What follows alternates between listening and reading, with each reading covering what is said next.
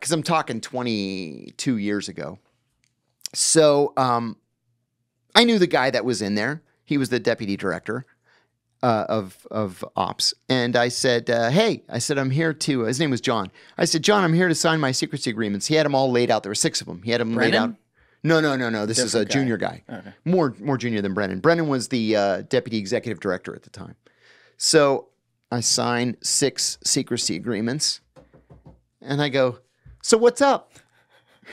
We're going to Iraq. He says, well, early next year, we're going to invade Iraq. We're going to overthrow Saddam Hussein. And we're going to open the world's biggest Air Force base in southern Iraq. And then we're going to move all of our air assets out of Saudi Arabia so we can deprive Osama bin Laden of the ability to say that we are polluting the land of the 2 holy mosques. This feels like a Saturday Night Live skit. And I looked at him like my mouth was... Yeah. And it's so like fucked with me. All I could blurt out was, but we haven't caught bin Laden yet. I thought that was the mission. The mission was to capture or kill Osama bin Laden. That's what we were all working on. He starts laughing. And he goes, dude, the decision's already been made. Yeah. The battle lines are already drawn. Oh my God. He said, the pro-war groups are OVP, Office of the Vice President, OSD, Office of the Secretary of Defense, and National Security Advisor. He said the anti-war groups are state, CIA, and Joint Chiefs. And he said, and we've been outvoted. And this is interesting too, because George Tenet gets a lot of shit for the quote slam dunk. Slam dunk. Now I read In the Eye of the Storm. That was the name of his book, right? Yeah, I read that years ago. You know, I always get very suspicious of the CIA guys and whatever. Yeah. However, George Tenet is one of the guys over the years I've studied who ironically was in charge. He was in charge from 97 to 04, which is when all the shit happened. That's so right. On paper, if you just looked at it, you'd be like, well, he must have been fucking terrible. I actually like George Tenet. I do too. And I think George Tenet, and I know that's just because you're Greek. But yeah, that's 90% of it, yes. But I don't think George likes me very much, but I like him. I think George Tenet is actually a real guy. Oh, He doesn't strike me as a spooky dude. He's a real emotional dude. He was never in the CIA. Before being the deputy director. Which also like is another perfect point coming from the outside because he kind of has that. He's not ingrained in it, right? But he took so much shit for this stuff and continues to. But I feel like I believe you when you say that camp. Mm-hmm. I'm not saying I believe you for all of the CIA. I guarantee there were some other dudes there who were about this. Totally. But, you're right. But institutionally, the CIA was so laser focused on Osama bin Laden and Al-Qaeda, they didn't want to be distracted by a war of choice in Iraq. Another thing I learned is that in almost every one of these scenarios that came up during the course of my career, the Joint Chiefs of Staff were the most anti-war of any of the major policy entities. I like that. Mm-hmm. That's literally been their life. Yeah, because their position was, wait a minute. The State Department hasn't even tried to defuse this. Yeah. Let the State Department work this first. And then we'll see later on if we need to go to war. Because they know the cost, too, more than anyone. They understand You're exactly right. You're exactly right. Yeah. So I'm sitting in this briefing. Cheney's chairing it. And everybody else is just kind of sitting there. And Cheney says to General Franks, excuse me. Cheney says to General Franks, why don't you start off with the order of battle? I've said before, I hate order of battle briefings. I hate them. They're so boring to me. And I'm not a military analyst. So it's like we have elements of the 1st Division are moving northwest, and we have the 5th Cavalry, they're going here, and then we've got the brigade. Who cares? First of all, go fucking hit them. Yeah, seriously. Like, do we really need to know these details? Just do what you do and tell us how it turns out. So I'm writing all this stupid stuff down. And then Frank's... Are you making faces while you're writing it? I know, right? You definitely are. I probably was. So I'm writing it all down, and George is just sitting there like a statue.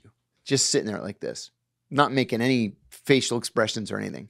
And again, it's not his position to talk here. The policy decision's been made. So our role is over, pretty much. So General Franks, as he's wrapping up his briefing, he says, if all goes well, we can be in Tehran by August.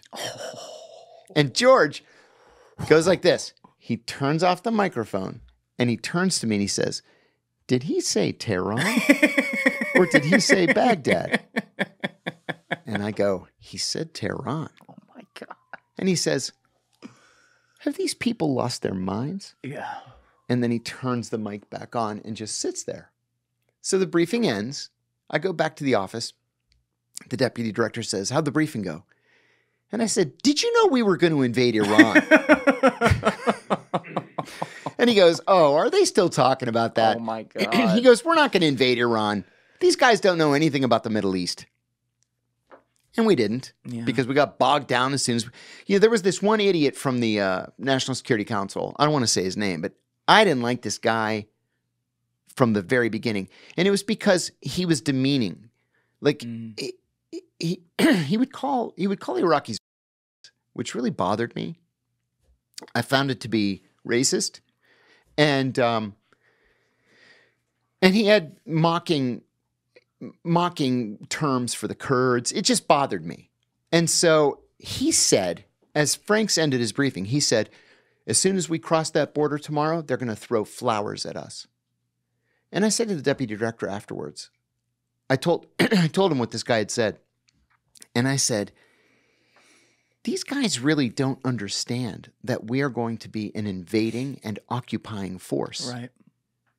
Like, if the Canadians crossed our border militarily, I wouldn't be throwing flowers at them, right? So imagine if the Americans go halfway around the world to invade an Arab country. Yeah, they're not going to be throwing flowers at us. Yeah. But these idiots actually believed it. I've talked about this a bunch on the podcast, but there's a story my friend Ryan Tate had told in episode 117, and I could never remember if it was him because he was a recon Marine doing these door knocks, or if it was someone else, and he just confirmed for me it was a story he had heard. But, when we were in Iraq, obviously, and shit was going south, all the different units had to do door-to-doors from a safety precaution, which we're not good at. And even besides that, though, like, we had created an environment where we had to do that. That's right. It's like the guys have to follow orders. They have to go in there, guns, get on the fucking floor, whatever. And the way the story went is that they go into a house and they're getting everyone on the floor, whatever, head down. And a 7-year-old kid comes up looking at him with the guns with a 1,000-yard stare and puts his hands up and then lays down on the floor, head down. And they're like, no, trying to speak something to get him to be like, no, you don't have to get on the floor, whatever. And they like pull him up and the kid looks at him with a 1,000-yard stare and just like almost like a ghost, like floats into the next room where they send him. And, like dead to the world because this was his reality. And the point of the story was that kid, when he's a terrorist in 15 years and blowing up innocents or whatever, I'm not saying empathize with that act. That's bad. Someone made that decision. But if you can't see where the fuck he was born, your eyes aren't open. There are consequences. That's right. To our decisions. I'll tell you, one of the things that I learned in Pakistan was that of the low-level Al-Qaeda fighters, of the low-level Al-Qaeda fighters that I participated in capturing, and I mean like kids that were 18 to say 25. They almost all told exactly the same story. None of them could read and write. I don't know what's the matter with me. None of them. Want to take a drink? Yeah. Yeah, go for it. This break is brought to you by John taking a sip.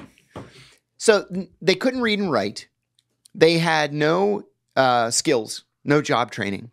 Many of them had very poor relationships with their fathers, which I never really understood, but it's not my bailiwick. And they wanted to get married. But what man would want his daughter to marry a guy who can't read, can't write, can't work, has no skills, and no future? I wouldn't want my daughter to marry a guy like that. Sure. So the local imam would go up to these guys and say, you don't want to live in this terrible little village. You should go make jihad against the Americans. And we'll give you $200 a month. And if you're martyred, we'll give your parents a $500 martyrdom bonus. And so they'd go to Pakistan and be smuggled into Afghanistan. They had no beef against the United States until we started droning their villages. Yep. And that's when everything changed.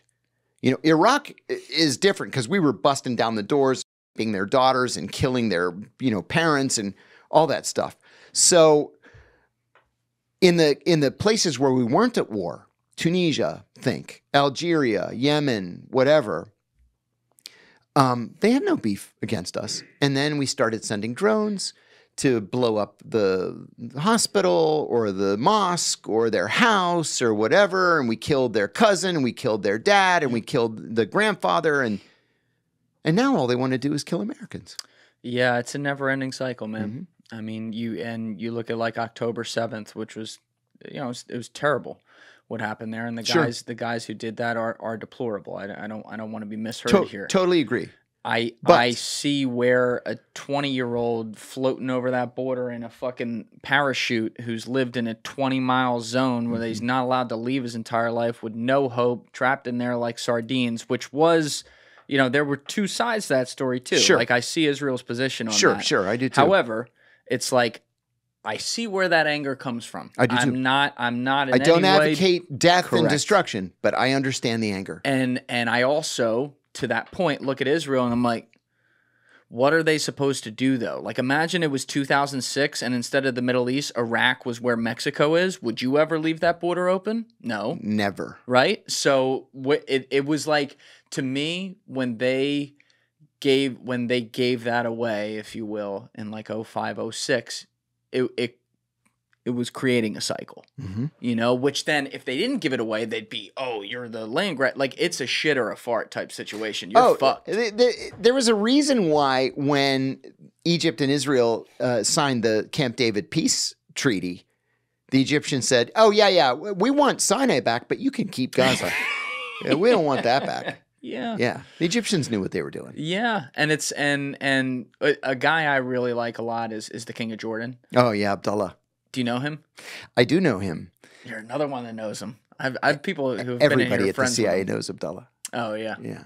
He's got a couple nice residences in the DC area. I've seen one of them.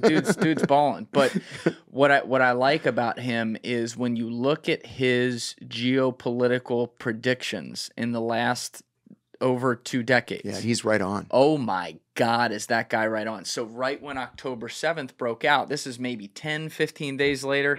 I told this story in episode 224 of Bustamante, but I'll say it again. He was asked, oh, if you care so much about the Palestinians, why won't you take in the refugees? And he's like, I'm glad you asked.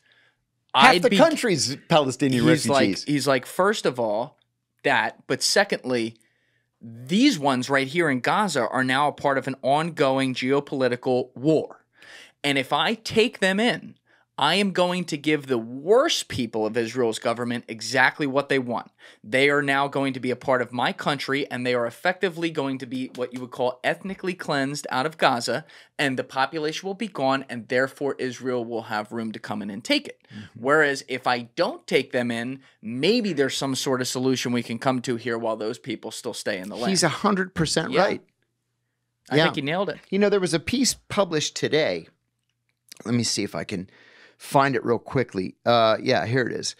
The Israeli-American businessman pitching a $200 million plan to deploy mercenaries to Gaza. U.S. authorizes CIA mercenaries to run biometric camp in Gaza Strip. What this is a proposal for an Israeli settlement in northern Gaza, right? Because remember, in the peace treaty, the deal was you had to destroy all the settlements in Gaza. Now they're talking about reinstituting the settlements beginning in the north, but putting these impenetrable walls around them. Well, this is an act of ethnic cleansing. You can't do that. It's a violation of international law. But this is exactly what the Israeli government's policy is. Yeah, I'm a big believer that when people say things out loud, listen to them. So I don't want to come across as defending Netanyahu here. I think Netanyahu needs to retire and get the hell out of there. I think the guy's a disaster. The one thing I have empathized with him in this scenario with a little bit is that the guy's very conservative. Yeah. Compared to his cabinet, Forget he's like it. a lefty. He's a screaming lefty. Right. Compared to and some of that's his fault. Itamar Ben-Gvir and Exactly. Smotrich and all these other guys. Taking the words out of my mouth. So Smotrich says, the financial minister, says... the finance minister, right. who also happens to have authority over West Bank security somehow. Oh, that's interesting. Yeah. He's a multi-tool asset, if That's you will. right. But he said, and I'm paraphrasing this right now, so people go pull up the exact quote so you can read it for yourself, but he essentially said that something to do with like I don't know if it was the Bible, but like ancient text says Israel should have parts of Lebanon, parts of Jordan, parts of Egypt, and parts, I'm missing one country in there, but he also said parts of Saudi Arabia, which made me laugh out loud. Oh, come and on. I'm like, so Lunatic. when you have a top level guy saying something like this, believe him. yeah. Mm-hmm. So I'm not crazy for thinking that. No, these guys are dangerous. You know, was it Smotrich or no? It wasn't. It was Ben-Gvir. Ben-Gvir, he's the worst. He's the worst. He had a picture of the Baruch Goldstein. Goldstein. Yeah. Yeah. Hanging in his living room. He's a Kahanist. He's a Kahanist. Yeah. And he's also a convicted felon, having been convicted of anti-Muslim hate crimes. And that's the guy that you put in charge. Yeah, see, that's crazy to me because it makes it like my friend Eric Zuliger, who's been in here, he was also on Danny's podcast before me. Great episode. But, you know, he's this, you would love him. He's actually kind of like you. Like, he comes across as like happy-go-lucky aloof, but he knows every fucking thing that's going on. And his whole thing was after college, he's probably in the CIA, but after college, like he traveled around to all these countries that are without borders, right? So that aren't official, like the Kurds, all the way down to like fucking Liberland. Wow. And he eventually becomes, you can't make this shit up, the ambassador for Liberland into Somaliland, which is another unrecognized country. I've been to Somaliland. Okay, but that one's like big. Liberland's like fucking 15 people. Wow. He got that job on the back of a jet ski with the president of Liberland who like wanted to pay him in Bitcoin or something. Long story. But anyway, so he has this amazing quote because he's like a walking Vice documentary, like the old Vice when it was good. I'd like to meet him. He's like people are not their governments. Mm-hmm. And I'm like, and it's so simple. So true. But when you think about it, it's 100% true because it's like so many people in Israel right now don't support like what Smotrich or Ben-Gvir is doing. In fact, Netanyahu, who heads the biggest party within that coalition, has an approval rating of 19%. That's right. So he does not represent the Israeli people. Yeah. And Ben-Gvir and Smotrich have minuscule followings. It'd be like saying Dick Cheney represented us. Exactly. And it's like we all hate, I mean, anyone normal hates Dick Cheney. That's we know exactly he's a bad right. guy. Mm-hmm. You know, maybe people didn't know as much as they should have before he went in office. All right, well then he showed you who he was. That's right. And now he's not there anymore. But it makes these situations so complicated because, you know, we're naturally tribal around the world. Mm-hmm. And so people want to make it all about this versus that. And there's so much more nuance among the people, if not in the government. Oh, yeah, you can say that again. Yeah. So anyway, we got off topic with that because we were back in your story when you got there and we're in the meeting with Cheney and, you know, they say Tehran and all that. But, you know, you spent, I want to say it was like 8 years where you were doing a lot of time working the Iraq angle. Is that fair to say? 8 years. All right. So now in 2003, it had been 7 years or something since you did that. Mm-hmm. But obviously you're still extremely knowledgeable about the whole thing. What did you think of the whole WMD angle there? Oh, you know, of all the CIA people working on some aspect of Iraq, I only met one. She was a relatively, well, I shouldn't say junior. She was a mid-level analyst. She was the only one who really believed that the Iraqis had WMD. Yeah. You know, this was passed down to the CIA by the White House. The White House said, the position is there's WMD. And that's why we're going to do this. Based on what? You guys are the ones who were supposed to decide that or figure that out. I remember a knockdown, drag-out fight between the CIA WMD analysts and the Department of Energy WMD analysts. And the Department of Energy, they were like, there's WMD, we got to stop them. And the CIA is like, we're not seeing it. We're not seeing any WMD. There's kind of an interesting story there, and this is my own observation. Saddam's two sons-in-law, Hussein Kamal al-Majid, who was the Minister of Industry and Military Industrialization, and Saddam Kamal al-Majid, who was the head of the Special Security Organization. The head of the Special Republican Guard. They were married to Saddam's two daughters, Raghid and Rana. What an unfortunate name. I know, right? Ugh. So, Saddam's eldest son, Uday, who was an absolute psychopath. Yeah. Bloodthirsty, cold-blooded murderer. Yep. He would rape women and then throw them off the roofs of hotels. There they are. That's Uday. So, Now again. So I have to make when I'm doing that, by the way, John, I have to make a mark to Alessi. Unfortunately, like with YouTube's monetization policies, there's certain words that got to get like bleep. So when you're great. Sorry. No. You say whatever you want, but it's stupid words like the R word that just came up. I see. So I got to like silence that on YouTube. So when I'm doing this, nothing's wrong, but he's just making good thinking. Good thinking. But yeah, go ahead about Uday. So Uday, his second son, Qusay, was, nuts and a killer, but a little bit more responsible. We liked him. Than Uday. And we hated him less. We hated him less. But anyway, Hussein Kamal and Saddam Kamal were afraid of Uday. Mm. And Uday saw both of them as potential challengers once Saddam had departed the scene.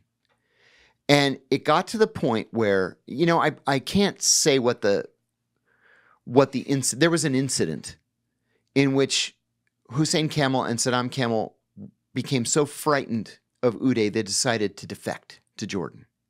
Whoa. Yeah, it was bad. When is this? This was 1990, like January of 93. All right, so way before. Yeah. Okay. So they defected to Jordan, and King Hussein invited a group of CIA people to go to Jordan to interview them. A bunch of us went. One of the things that struck me immediately was they were wearing sidearms. And I thought, what bad manners. You're a guest of the king. You're asking for refuge in a royal palace, and you're carrying a sidearm? Like, who do you think you are? So we sat down at the table. Hussein Kamal says, all right, we need weapons, we need tanks, we need air cover, we need secure communications. And my boss is like, whoa, we're not here to help you overthrow Saddam Hussein. We would never do that. No, we're here for you to tell us where the WMD is. And he's like, I'm not telling you where the WMD is. You're going to help me overthrow Saddam Hussein. So he didn't deny it. No. I'm confident they had WMD in 1993. Define, just to be clear out there, define WMD. Definitely chemical weapons, because they had used chemical weapons against the Kurds and the Iranians. Maybe biological weapons. You can create BW in your kitchen. It's impossible to say, oh, that's a lab for BW, because you can do it anywhere with a sink and and an incubator. Yeah, I just want to make sure we define that, because for what it's worth, I had Danny Hall in here, who's a legendary Silver Star winner, long time Special Forces guy. And so we did 2 episodes. Episode 217, like 8 minutes into that one, he talks about how he did witness in the invasion in 2003. He knows they did have biological weapons. That's where people get hung up as the nuclear thing. I believe that they didn't have nuclear didn't exist. Right. The biological weapons, I would believe what he said. Yeah. Yeah. CW was the big thing, because that was most of the arsenal. The WMD arsenal was chemical weapons. Yeah. So But they weren't giving it to you. No. They weren't telling you. And we weren't going to help them. So we ended up sitting there staring at each other for an hour. And then we just said, we're flying back to Washington. And so we did. But what we did in the meantime was we leaked a story, a false story, to the Arab newspapers saying, oh my God, there was a secret CIA delegation in town. And they met with Hussein Camel and Saddam Camel, and they gave them everything. The Iraqis, they told the Americans everything. Oh, you burned them. And we think that Saddam saw the article and destroyed all the chemical weapons. Whoa, so that was successful. That's a good leak. The only remnants of chemical weapons we were able to find after we invaded Iraq had been buried in the desert and had been there for a decade. And what were they? They were rockets, legitimate delivery systems where CW could be loaded. Okay. One of the most shocking revelations, at least to me, it was shocking, that I've ever had happen in my studio was episode 129 with Jim Lawler, who we mentioned earlier. Yeah, Jim's great. So Jim was, by the end of his career, if he ever left CIA, probably didn't, but he was in there from 81 to 06 officially, and he's been a great and valuable employee since then. But in 03, when we're going to do this, he was, if not their most senior anti-WMD spies around the world, he was one of their most senior. Absolutely and true. Maybe about an hour 40 or an hour 50 into that episode, I asked him what his involvement was in the WMD investigation leading up to the invasion of Iraq, and he said he had no involvement. I looked at him and I said what I just told you, which, you know, making sure I was right, that he was literally, if not the most senior or one of the most senior guys. He goes, no, that's right. And I said, so one of our most senior or the most senior guy in that job description was not involved in the intelligence gathering for what was going to be the biggest invasion in decades for America. He was like, that's what I'm telling you. That should tell you a lot about Dick Cheney and about the decision-making process at the White House. Oh, yeah. Because that is absolutely true, what he said. And Jim's a huge fan of George Tenet and very close with him and a big defender of him. And when I was putting those two together, I'm like... You know, I will say, I mentioned earlier, George probably doesn't like me because of my post-CIA, career. But I had deep respect for George Tenet. George was a very difficult guy to get along with. Really? Yeah, I kind of tell a funny story. Maybe it's funny in retrospect. It wasn't funny when it was happening. But, when he became the director, that was a glorious day for every Greek American in the CIA. We had a little club. We would meet once a month for lunch so that the senior people could help the junior people. And, Gus Avrakatis, who was played by Philip Seymour Hoffman in Charlie Wilson's work. Gus was my mentor. And, we traveled together doing operations and all kinds of stuff. So George becomes the CIA director, and it's like, oh my God, this is a great day for Greek America. And so, I'd bump into him at church every once in a while. His parents, was it his parents or his in-laws? His in-laws, they never missed a Sunday. And then as I got more and more senior at the CIA, I would be closer to him. Well, when I was still on the analytics side, he stopped me in the hall one day and he said, hey, where are your people from? And I said, they're from Rhodes. All four of my grandparents emigrated from Rhodes. And he says, an islander. You think you're better than I am. Because his people came from Epirus, which is along the border with Albania. Mountains. And I said, no, I don't think I'm better than you. And he said, yeah, you do. All the islanders, they think they're better than the mainlanders. And we were like, ha, ha, ha. We had a chuckle. And he walked his way and I walked my way. There was a Sunday that Saddam did something. I don't remember what it was. And I got a call. You got to come in and brief the director. I said, okay. I put on my best suit. I go up to the director's office. It's George and John McLaughlin, the deputy director, the national intelligence officer for the Near East, Ben Bonk, who was a great friend of mine, and General, I don't know what his first name was. They called him Soup because he was General Campbell. So Campbell Soup. It was everybody just called him Soup. I called him General Campbell. So I do the briefing, very straightforward. And George did something during the briefing that offended me, but I didn't let on. So I'm wearing my best suit. McLaughlin was the best dressed man at the CIA. So he had this fabulous suit. Ben Bonk didn't have any kids, so he had the money for, a $200 tie and the best suit. And General Campbell's got his 3 shiny stars, and he's in his uniform. George is wearing a pair of jeans that are torn at the knee. He's got a lumberjack shirt on. Cigar? Always. Yeah. Never lit. Always chewing on it. Always chewing on it. It was disgusting. And he's wearing these Timberland boots, and he took the boots off, and he took his socks off, and he picked his toenails while I'm giving the briefing. And later on, Ben Bonk said to me, "That was so fucking disrespectful. I can't believe he would do that." I said, "He did that on purpose because it was me." But anyway, I finished the briefing, and I said, "Mr. Director, if you have any questions, I'm happy to take them." And he says to the general, he thinks he's better than I am.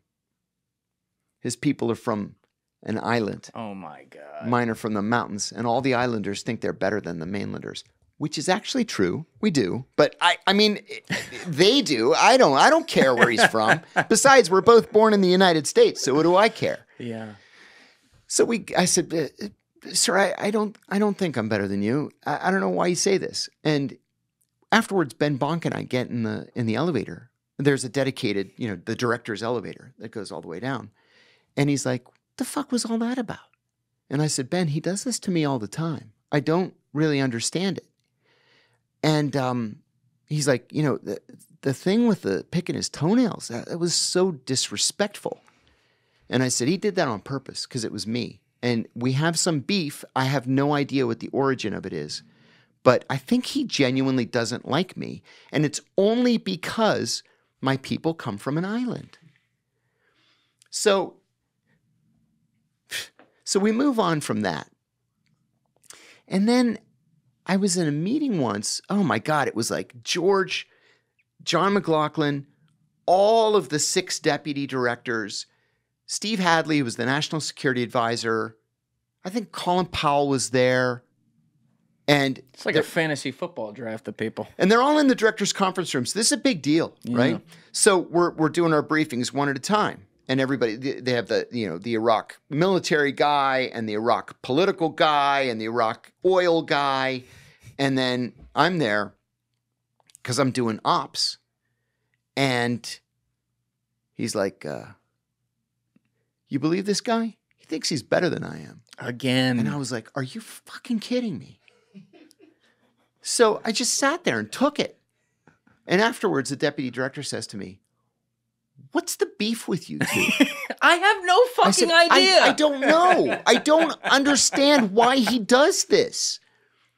Unless he really is. See, in his book, he did say that he had that, what's it called?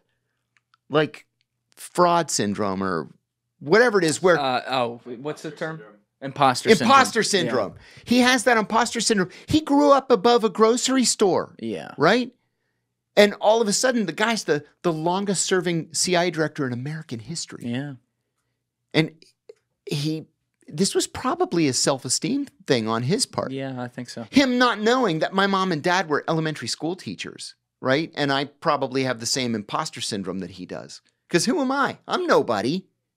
And he just decides he's going to come after me. Now, there were other Greek Americans that he thought didn't come after them. No, he promoted. There was one that he just promoted all the way into the senior service. And I remember saying, Andy's great, but SIS 2? Like, seriously? What's that all about? Was it you? Didn't he meet your parents at one point? Yeah, at the Greek festival at St. George Church in Bethesda, Maryland. Now, when was this? He had just been named deputy director. Okay, and so he met them and he's still... Okay, tell the story, please. I was standing in line with my brother at the Greek festival. Greeks have this little dessert or treat called loukoumades. It's just fried dough, and they pour honey and cinnamon on it. I'm in the loukoumades line. I didn't notice that he was standing right in front of me. And I said to my brother, "You know what? The best loukoumades I ever had in my life were on the island of Chios, my first honeymoon." And he turns around and he says, "The best loukoumades I ever had were at the island of Chios." And I said, "Mr. Tenet, I'm John Kiriakou. I'm one of your analysts." And we met. And I said, "Oh, this is my mom and dad. This is George Tenet." And then I took them to Family Day We have a picture. Yeah. Family Day, 2002. He's director now. Yeah, he's director. Mm-hmm. And my mom was like, "Oh my God, there's George Tenet. I want to meet George Tenet." And I said, "No, No, I said, the Mom, fuck you don't. no, don't do that." And she's like, "No, I want to meet him." He's a mountaineer. And his wife was there, and she had just published this cookbook that CIA women had published, and she's selling the cookbook. There's a CIA women's cookbook. Yeah, I need to see that shit. You know, I will say he did one solid for me. When I was stationed in Athens, I recruited a guy who was a bona fide terrorist, right? But we had this Clinton-era prohibition on recruiting people who had committed murder in a terrorist act. Was this a Palestinian or a 17N guy? A Palestinian. Okay. And so the Europe division, they're like, sorry, you can't formalize the relationship. Well, this guy's willing to give us, 17N, information on 17N. Revolutionary Organization 17 November. Which is a leftist organization in Greece. Yeah. Right. So they just won't do it. So I flew home for the CIA Christmas party. And every year at the Christmas party, the director stands in the lobby of the old building, where the famous seal is on the floor and the wall of honor with the stars and all that stuff. It's a very, emotion-provoking set. So I went up and I said, "Merry Christmas, Mr. Director." And he said, "How are things in Athens?" I said, "Actually, that's what I came to talk to you about." That Merry Christmas was bullshit. It was. I don't give a shit what his Christmas is like. Happy Hanukkah, too. So I told him, I said, the division won't let me recruit a guy, and this guy's the real deal. And I mean, 24 hours later, I had permission to recruit him. Wow. Mm-hmm. He did, going back, though, if I remember correctly, he actually did meet your parents or something. Didn't he, give him something or, say... Yeah, he gave my mom a piggy bank with the CIA seal on it. And he said it was basically like a Greek stick together kind of. Uh-huh. But still, after that, yeah, he's still this guy thinks he's better than me. Yeah, dumping on me about being from Rhodes. So psychologically speaking, hearing all this, it sounds, you'd never think something's textbook talking about a guy who's like a spy, but it sounds pretty textbook where it's like that's how he gets out his insecurity, but he secretly likes you. I hope so, because... Yeah. I mean, he did that for you, that thing. I'm asking him for a favor. I emailed him yesterday, and I'm asking him for a favor. So we'll see.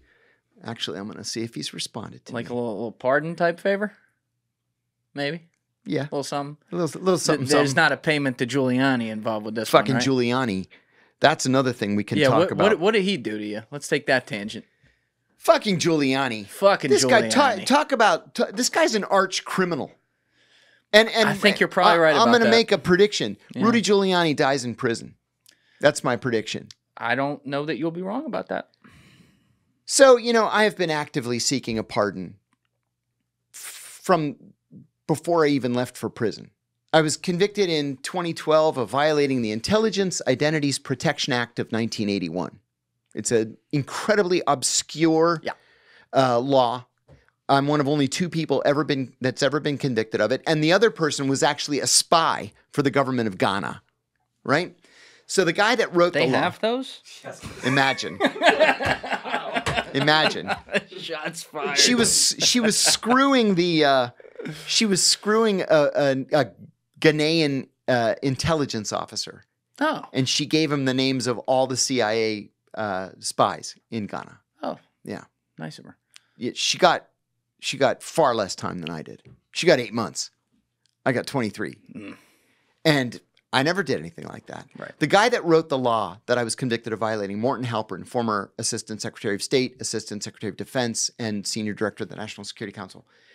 Morton wrote a letter to President Obama saying that this is not why he wrote the law and that I should never have been charged in the first place.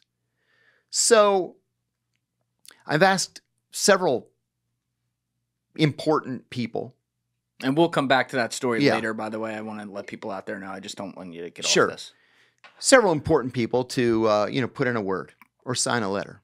I've had some success this year. That's an ongoing process. But anyway, during the Trump years, a Republican friend of mine said, oh, you should talk to Rudy Giuliani. Rudy's got the president's ear. If anybody can get you a pardon, it's Rudy. Do you have a path to Rudy? And I said, I might. The former New York, what was he? The police commissioner. Bernie Carrot. Yeah. I think that was what his position was. When I first got out of prison, he emailed me and he said, hey, I think you and I should go to college campuses and do a speaking tour together. I said, hey, that's a great idea. Nothing ever came of it, but it was nice of him to reach out. So I emailed him. I said, Bernie, I know that you're still in touch with Giuliani, and I'd like to apply for a pardon from Trump. Can you put me in touch with him? So he says, yeah, I'll put you in touch with his guy. So he puts me in touch with Rudy's guy. His guy. Yeah. And I email him. The guy calls me. He says, actually, we're going to be in Washington next week. Why don't we meet at the Trump Hotel on Tuesday? And I said, okay, I get off at 2. How about if we meet at 2:30? And he said, actually, he says, Rudy is not very good by 2:00. And he makes this motion. Yeah. And I said, can't believe I'm surprised by that. yeah. I was like, oh, okay. He says, it's going to have to be earlier. Let's call it 11. And I was like, oh. So I took the day off, right? So my attorney is also one of my best friends in the world. He used to be the deputy attorney general under Reagan. What's his name? Bruce Fine. Shout out, Bruce. Shout out to Bruce. Harvard Law, Berkeley, deputy attorney general, general counsel of the Federal Communications Commission. The guy's done everything. He's an awesome guy. So Bruce and I go to the Trump Hotel, and This is 2018? 2018. And I had hired, Bruce introduced me to a Republican lobbyist who had run the 2016 Trump campaign in Florida. So I hired her, and I go to see Rudy, and it's Rudy and his guy, and then some other hanger-on that I don't even know who it was. And we're sitting there. Thanks for seeing me. Nice to meet you. So we're sitting there, and Rudy's like, oh, the weather's great today in D.C. It's like, yeah, it's really nice. And how about those Mets? It's like, yeah, great. I'm a Pirates fan, but the Mets are really good this year. And I'm thinking, what the fuck is he doing? So I said, Mr. Mayor. Oh, you hit him with Mr. Mayor? You have to, That right? boy. I said, Mr. Mayor, there's this issue of a pardon. And he goes like this, anybody know where the pisser is? And he stands up and he walks away. And I said to the guy, what just happened? And he says, you never talk about a pardon to Rudy. You talk about me. You talk to me, and I talk to Rudy. Oh, my God. And I'm like, all right. And the guy says, Rudy's going to want $2 million. Isn't this illegal? Absolutely. This is a felony. Absolutely. Yes.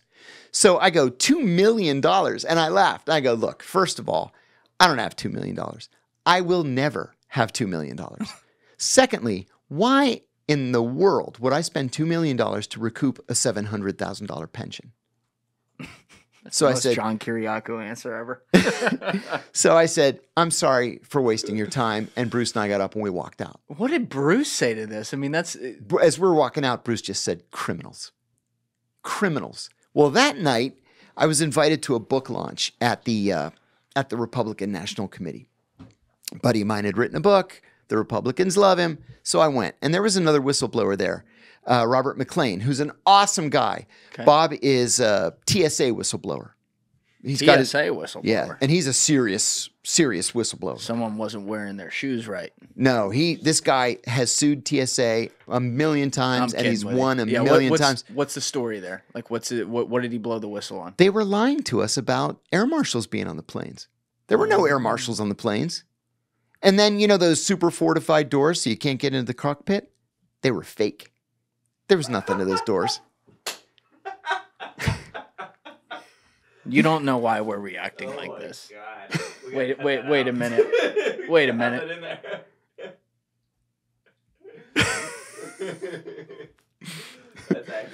Please do expand on that. He actually designed a truly impenetrable door, got a patent on it, and TSA fired him. And then when the judge ordered them to reinstate him, they put him in a basement office with no windows and nothing to do. He played video games all day. So he sued him again and again and again, and he keeps winning. What years is this? Oh, it's ongoing. He still has suits pending. Oh, my God. Yeah. Robert McLean. He's an awesome guy. You should talk to him. All right. We don't cut things around here. We do it honestly. You have no idea why this is happening right now. So I run into Bob at Hold this... on. Yeah, I got to cut you off, John. Okay. This has nothing to do with you. But do you believe this? I think we got to write up an issue of Yeah. No, I listen. We had a podcast, number 168 with Ashton Forbes, where there were a lot of different arguments in there and ended up creating a whole internet controversy and everything. And one of his claims about 42 minutes into that podcast was that, quote, he could get through. He said, I've sat in a lot of planes before. I've seen that cockpit door. I could get through that no problem, because he's an investigator for the MH370 disappearance. Oh, sure. And so we had evidence that showed that these doors were fucking plutonium and you can't get through them. And you are now telling me that even if they said that was the case, that's not necessarily the truth. So... And not all the planes have the good doors. All right, Alessi, pop in here. I'll say, to your credit, though, the thing is, he didn't cite what you're saying. You know what I mean? It's like he's saying this, being that, oh, you can get through the door, but it's like, we know for fact from what we're hearing that the doors are impenetrable, but if he cited your source, it'd be more compelling. Right, but the fact that he sure. didn't, that's like, oh, wait, he's just running on this. Like, Either way, like, I pride myself on calling it like it is, including when we're wrong. So if that is the case, Ashton, on that point, I apologize. That's going to get clipped a lot. Hey, I always said I'm going to be honest with you. So please continue this story that's now... Yeah, sorry about that. Okay. So I'm at the RNC, and Bob walks up to me, and he says, hey, how you doing? I said, hey, I'm okay. How are you? He goes, how's your day? And I said, oh, dude, I said, listen to this. Listen to how my day was. So I told him. And he goes, that's a felony. And I said, you bet it's a felony. Shit, Sherlock. You bet it's a felony. He goes, did you call the FBI? And I said, no, I don't talk to the FBI. And I said, besides, what are they going to do? Just kind of smile politely and send me on my way? So our buddy, did his book reading and I left. A couple of days later, I'm at Bruce's office. Not for any reason. We just kind of hang out. And I get a call on my cell phone. And it's from Mike Schmidt at the New York Times. And he says, a little birdie told me that Rudy Giuliani tried to extort $2 million from you for a pardon. And I said, oh, that damn Rob McLean. I said, he was a real whistleblower. Right. And he said, he was so angry that night that he called the FBI. And he reported it. And the FBI said, not interested. For a blatant felony. Uh-huh. So, and I'll circle back to that in a minute. So Rob is like, screw the FBI then. I'm calling the New York Times. That's the next best thing. And Mike Schmidt's a 2-time Pulitzer Prize winner. He's a serious guy. He's a front page guy. So I told him the story. And he said, you willing to go on the record? And I said, Bruce, am I willing to go on the record? And he said, hell yeah, go on the record. Giuliani needs to take responsibility for what he did. So front page of the Sunday New York Times is, Rudy Giuliani tried to extort $2 million from me. So Giuliani, they call him for a comment. And he says, I have no idea who this guy is. Never met him before. And I said, Mike Schmidt called me back and I said, that's funny. Then he doesn't remember us posing for a picture together. Oh, no. So I sent it to him. And so in the article, it says, Giuliani denied ever meeting me, never heard of me. And then it says the New York Times has seen evidence that the meeting took place. Yeah. And they didn't publish the picture? I don't remember if they did or not. They may have. I don't remember. So interesting, though. Like they were that blatant about it. That's yeah. It was ridiculous. Look at that. Giuliani. So months pass and it just kind of, that story goes away. But anyway, this lobbyist that I had hired said, forget Giuliani. I got you in with Sebastian Gorka. Oh. And I was like, I don't like that dude at all. I don't like him at all. He wears his father's Nazi party lapel pin. Yeah. Like he's not a neo-Nazi. He's an actual Nazi. The lapel thing that blows my mind. And you know why he didn't last at the National Security Council? Because he couldn't get an FBI. Because he couldn't get a little FBI clearance. And I want to slap that accent right out of him too. I hate that accent. You think the accent's real? No. You don't think so? He probably talks like this. He probably does. President Trump has never made a mistake in his life. Ever. Ever. Not once. I am the only non-Trump family member to be followed on Twitter by the president. Which is why I went to see him.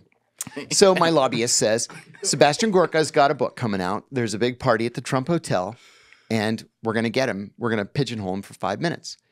Bring your checkbook, she says. And I go, oh, so that's how it's going to be, huh? Oh, to Sebastian, too. So I said, you know what? I'm a big boy.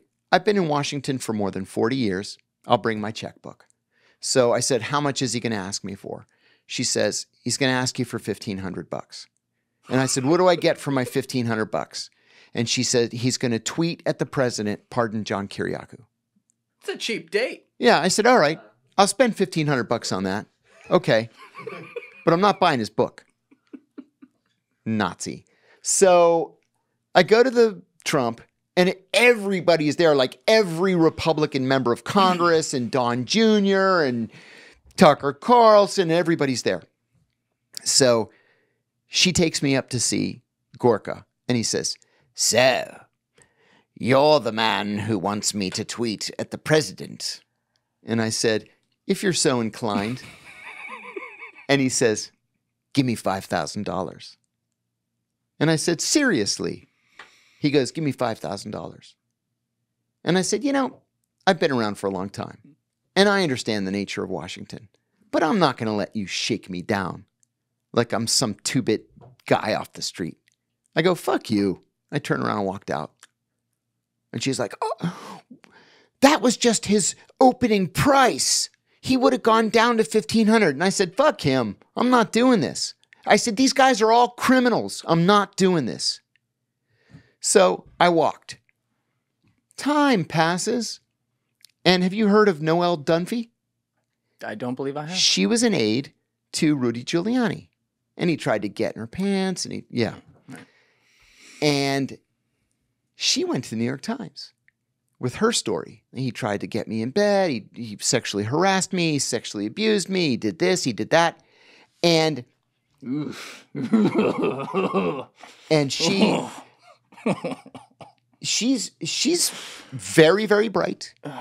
But most importantly, yeah, she's bright, all right. Most importantly, from my perspective, is that Giuliani went back to New York after our meeting, and he said, I tried to get $2 million out of this guy for a pardon today. And she kept that to herself until Giuliani put the moves on her. And then she called the New York Times and said everything John Kiriakou said was true. That he had confessed to her that night. Oh, my God. They tried to shake me down for $2 million. All the years this guy's been around, and he's still dumb enough to get trapped by a nice red dress. Yep. Look at the title of this. Yeah, could you imagine? Rudy Giuliani demanded oral sex while on the phone to Trump. Could you imagine? Just scroll down so we can see that picture. Hold on. Could like from a female perspective, could you? You can't give me all the money in the world to touch that. No, sorry, not a chance. Oh, not a chance. He's disgusting. She also I heard claimed he can't get it up either. that wouldn't surprise me at all. It says there she also claimed he went on alcohol-drenched rants. Yeah. If the guy's wasted by 2 PM, then yeah, sure. I could see his alcohol-drenched rants. Unbelievable that like that's the case. Yeah, when his wife divorced him, she like put in the court papers like can't get it up like as part of the reason. She or somebody close to her leaked those papers to the New York Times, and some of the things that were in them were revelatory. For example, he is a member of 16 country clubs. Can you imagine? He spends $10,000 a month on cigars. On cigars? Mm-hmm. You didn't get them for free? Right. You didn't have a guy in Cuba? See, and he can't stop himself from defaming people, and now he's lost everything. Yeah, he really is just a caricature, man. I told you I was going to circle back around to something. Yeah, please. This is not apropos of anything that we've talked about so far, but in 2020, I was offered a job, the job of a lifetime, being the chief operating officer of a small investment company. And so I accepted it. It was split time between Washington and Athens. And so I'm so excited. I'm meeting with important people. And I'm 6 weeks into it, and I realize these guys are committing bank fraud and money laundering. And so I downloaded 15,000 pages of documents onto a thumb drive, and I resigned. And I went to the FBI. I said, I have evidence of a massive fraud, about $150 million worth. I've got all the documents, and I need to talk to an FBI agent. Not interested. So I said to Bruce, what do I do here? He said, I'm going to call this friend, a mutual friend of both of ours, who used to be the deputy director of the FBI. You're talking about Bruce Fine, the lawyer? Right. Yeah. So we call this friend, and he says, I'll get you into the Washington field office. So he gets us an appointment with this FBI agent. And you know my position on talking to the FBI, right? You're not a fan. I'm not a fan. But this was important enough to me that I needed to swallow my pride. So I go into the FBI with Bruce. This is before you were arrested, right? No, this is 2022. Oh, this is I misheard that. I thought you were saying 2012. I'm thinking this is right before they're going to arrest you. No, okay, this is 2022. Recent. Got it. So we go to see this guy. Oh, Bruce is calling me right now. There you go. Answer it. Yeah. Let's say hello. Shout out to Bruce. We're on air. Hey, Bruce, how are you? Tell him we're on air. He's got to know that. We're on the air right now, and I am just talking about you, and your name just now came out of my mouth when you called. All good things, good. Bruce. All good things.